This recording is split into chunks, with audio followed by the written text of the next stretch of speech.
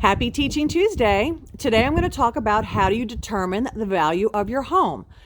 You have gone online and now you've called me up and said, well, I found my Zestimate on Zillow and I know this is what my home is worth. Well, there's one gigantic problem with that. In Mississippi, we are a non-disclosure state. So that means that at the time of sale on the deed, there is no purchase price. And as realtors, we're not allowed to put that information on any public websites. So how did Zillow determine that value? No idea, right? So did they pull from listing prices? So if someone lists their home for $300,000, but it's really worth $100,000, now they're pulling from that information. So how is that even remotely accurate? It's not even a little bit accurate. So what you need to do is call a local realtor or a local appraiser, and they can determine the market value because they have access to the multiple listing service, which does have the actual sold prices, what this house sold for, and has all the details about that home. And this is kind of a brief overview of how we determine value.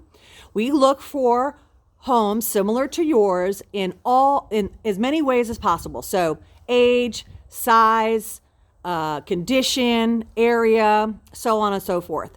We look at all the amenities and all that information and we make adjustments accordingly. So we have your property and then we have to use at least 3 comparable properties. And we're looking for something that has sold within 6 months. We can go up to a year, but we like to stay within 6 months.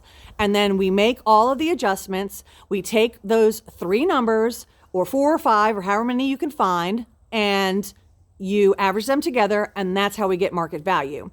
An appraiser also does this for you, and it costs an average about $500, and it's good for about 6 months.